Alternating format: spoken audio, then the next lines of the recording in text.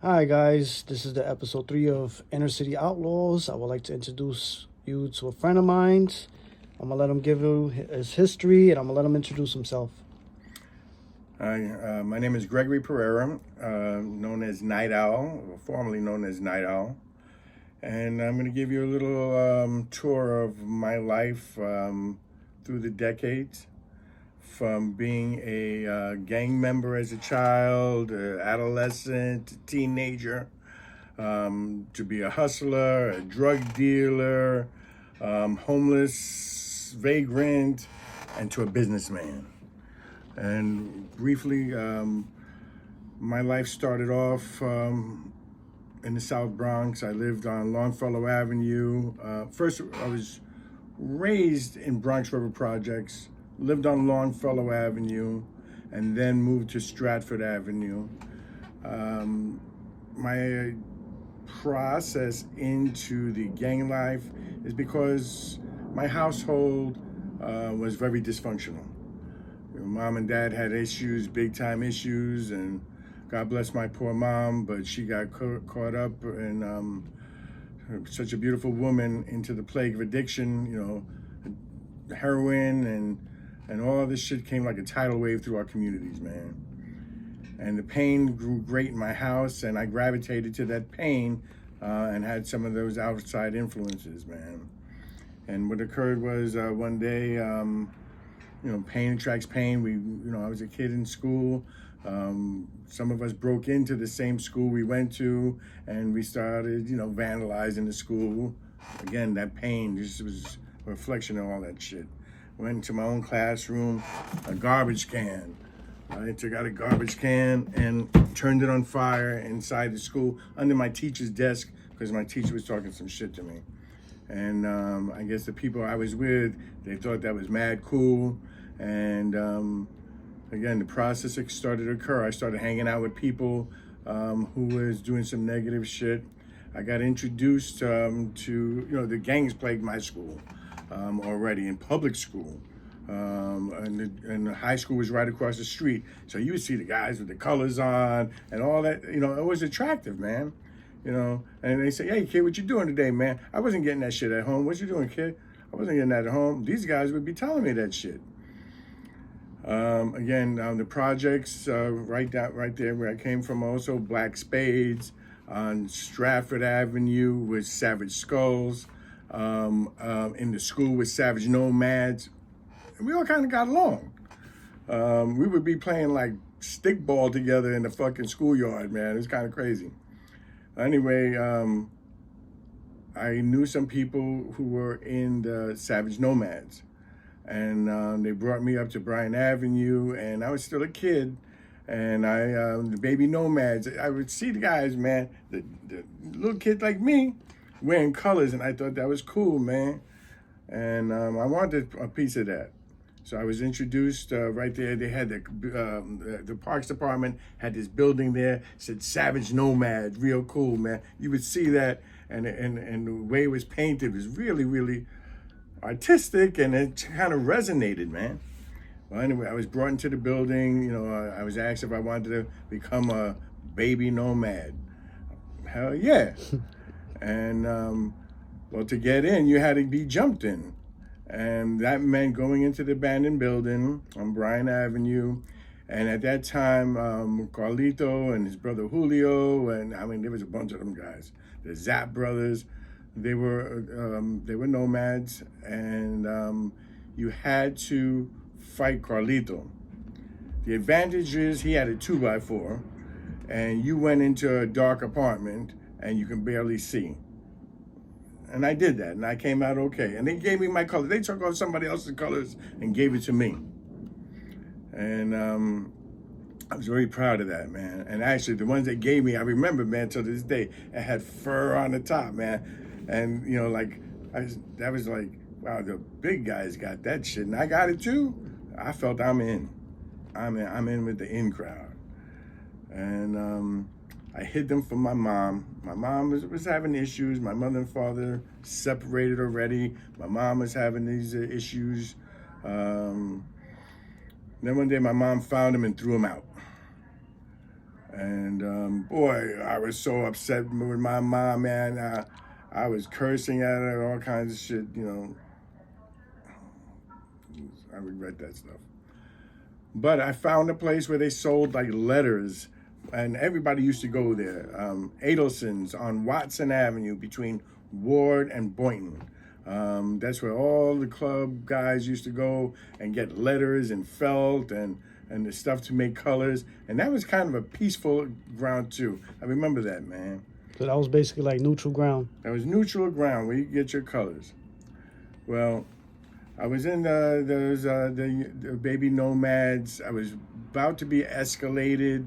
And then, again, my mom and dad had these issues. My father moved to East LA. And I got sent to go live with him because my mom wanted me out of that life. It was from the frying pan to the fire. I got involved into that gang life in East LA. And that's a whole other story. The East LA thing, you know, the gangs, they were completely different. It was great-grandfathers, grandfathers, fathers, and sons, generational. They didn't like Puerto Ricans, but I made my way through. Anyway, I got sent back by the courts to New York. When I came back to New York, I ended up back where my mom and my stepfather used to live, crazy guy. Made it back there, and I started meeting my old friends, and a lot of them were gang-related. But they were nomads. They were now skulls. So where I lived at on Stratford Avenue was Savage Skulls, down the block in the projects, because I still had strong affiliations. Black Spades, Reapers, Charmers. My Uncle Gil was a shot caller over there. One of my best friends, Tyrone Garcia Ty, his brother was president of Reapers, and we really had a seat at the table with Black Spades, man. You know, and still today, I got some great friends. Charlie Rock, man, and Crazy Phil, Crazy Mike. Some of them guys, you know, we were there when Spider, you know, when things, the Gestapo, they invited us sometimes to sit in the Gestapo meetings. Like, who does that shit? But we were cool like that, man. Right. So on the other side, out of Bronx, were with the Eternals, Chino, Luis Hernandez, president of the Eternals. And what we used to do was we used to like to walk up Tremont Avenue, man. And that's where we met the Flying Dutchmans. We loved the Flying Dutchmans Club because their club had the best women. They had really, really nice places, man. They had the posters on the wall, the neon posters, black lights. They had, you know, music playing all the time. They always had booze, weed, mescaline, LSD. They had the little DJ equipment back then. The DJ equipment was like a little box, 2 turntables, a little box. And they had that shit. We didn't have none of that shit. Our vice president, Dirty Harry, he wanted it all. And he had us kidnap Choco from the Dutchmans. We were at peace with these dudes, man. And a lot of us didn't like that fucking move. We didn't like it. Kidnapped him, brought him to the projects, handcuffed. Now Dirty Harry orders a beat down. He wants like 10 soldiers to fucking kick the shit out of the guy who's handcuffed. I didn't want to do that, man. 1, I liked the dude. 2, I didn't even know why we were doing it. I was supposed to just follow orders. And Dirty Harry gave me a threat. He said, "You don't do it, we're fucking you up." Now, I didn't get fucked up because I didn't do it. But that started a war between me and Dirty Harry. Anyways, we used to hang out, go to the Black Falcons clubhouse and go drink. The Javelins, I met the Javelins through the Dutchman. This is how we got to meet the Dragons. Through the Javelins, we met some girls. Me and Chino used to go banging these girls. And one day I left my colors inside the apartment because I went to go do some shit. And I was banging one of the girls from the Dragons. right? The guy's name was Stick Up. And Stick Up found my colors in the house, knew I was banging his woman.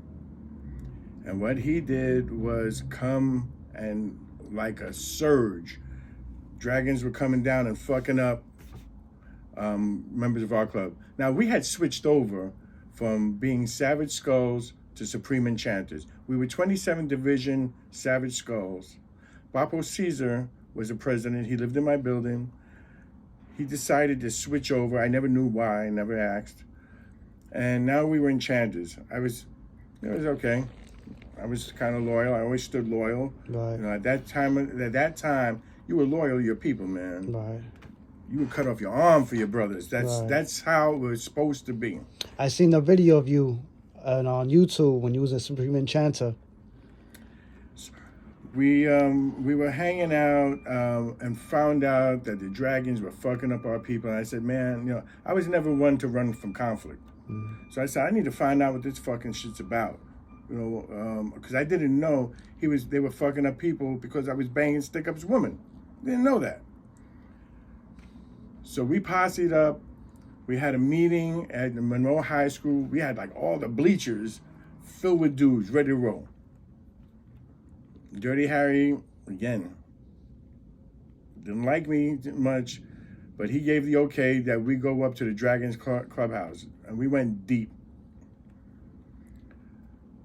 So we went to the Dragons Clubhouse. Two guys went with me, a guy named Sonny and a guy named Tyrone. I asked him to wait outside while I went inside the Dragons Clubhouse. Stick Up was in there. I went in alone with my colors. This motherfucker started laughing about this shit. He says, yo, there was just something else that was going on. And I was apprehensive. Are they going to fucking take me out in this motherfucker? Because they're too nice to me right about now. It wasn't that, man. I was drinking with them. And I said, can I invite some of my people in? They didn't know how deep I was rolling. I came outside. 95% of my crew was fucking gone. Dirty Harry gave the order to leave me. He didn't know what the fuck happened to me inside. The only dudes who stood loyal was Tyrone, Sonny, a handful of guys, man. But that there wrenched my heart because they didn't know if I was alive or dead. The guys who stood friends or loyal to me stood outside and said, that's fucked up that he called the order for everybody to leave because we didn't know what was fucking happening. Well, they came inside the club, we got drinking and shit, you know, and we left peacefully, man. But ever since then, Supreme Enchanters, it broke my heart, man. So I was hanging out with, going back to the Dragons Clubhouse. And the guys who introduced me were Javelins. And see, I also became homeless. So I slept in the Javelins Clubhouse. I slept in the Claremont Boys Clubhouse. I slept in the Dragons Clubhouse. I bounced. And they always treated me with love, man. You know, and helped me grow up. I gotta say that, man. They helped me grow up. I've seen some devastating shit. I seen a guy get fucking hit with an axe, dead in his fucking shoulder area close to his heart. I seen another dude get shot, another dude get knifed. You know, those were some of the things. And territorial war, whatever the fuck you want to call it, it happened. But I was shown love, man. Anyway, as time moved on, you know, I was still, you know, really loving that lifestyle. I didn't know how to let it go. But I think disco fucking killed the gangs, man. You know, I started going back to Bronx River. You know, I kind of put some of that shit away for Dirty Harry, you know, to the side. Anyway, cocaine hit. And our club wanted to sell coke and mescaline. Dirty Harry used to take the dues money, say, this is for the club, and pocket half that shit. But that's how I got introduced to selling cocaine. And again, I had a relative, man, who was a shot caller, moving shit all over. I ended up working for him. Started to put the colors down. Even though we knew in our heart who we were, put the colors down, going to the clubs. What year was that? That was probably about 79. 1979. And there was money to be made. And then we knew what Harry was doing with our money. We said, fuck that. We ain't going to contribute back. Now it became, I'm selling for me. Wow. Not selling for the club, selling for me.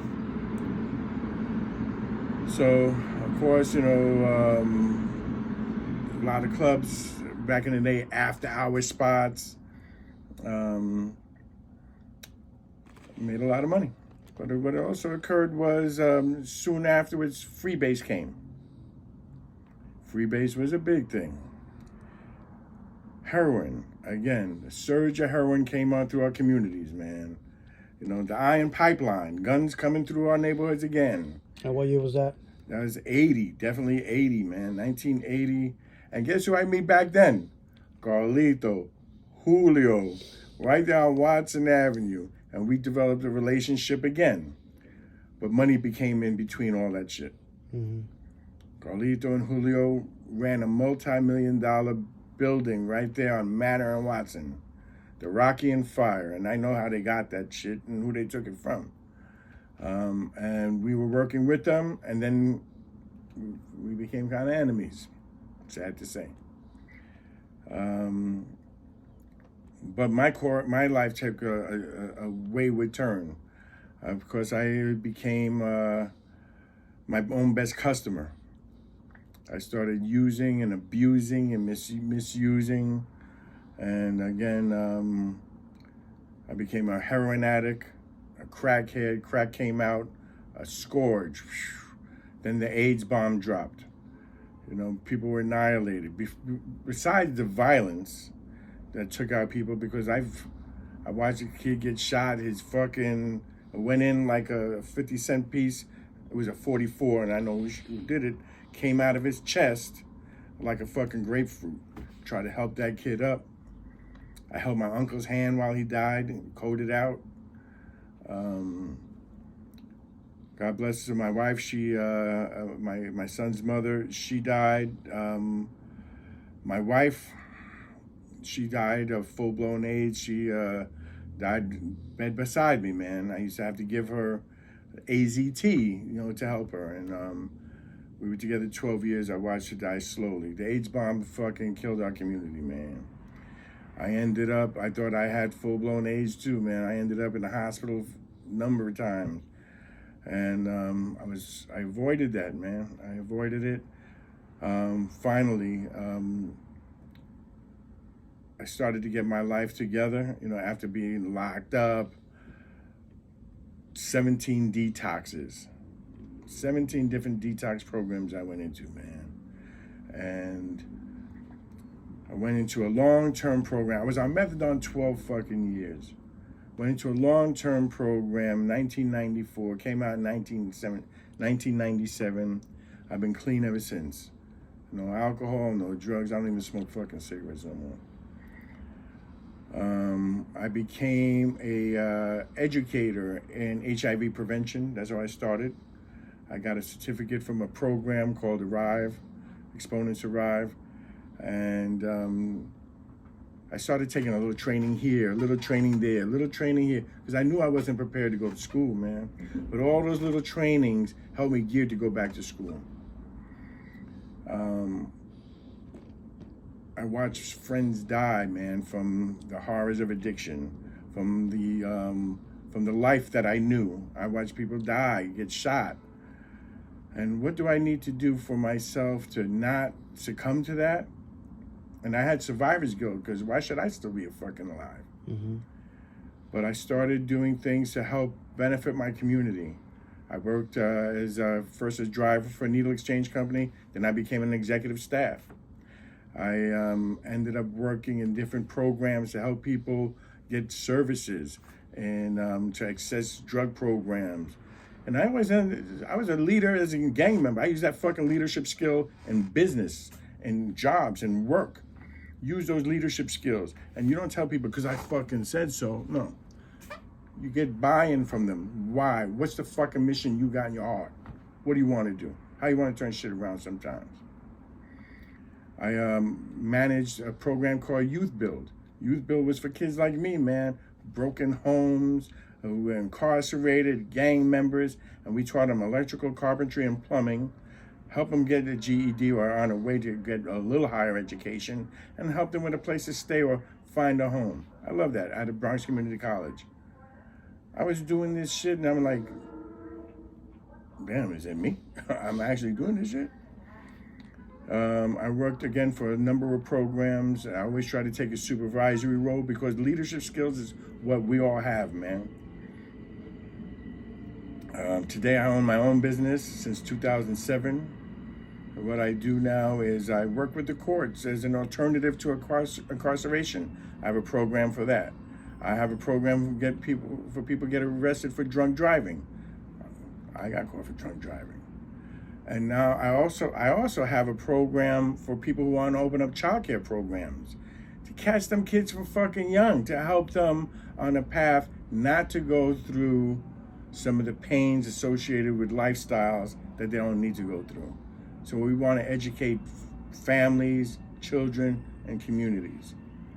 You know, and of course I owe it all to a power greater than myself, and I'll call that power, you know, God. It's only because I put in the work that God allowed me to put in. You know, so I want to thank you all for your time. My message is to you, there's hope. And hope is, again, hearing other people's experiences. I just shared my experience. Maybe if you share your experience and provide some hope to somebody, you'll help them too. Many blessings.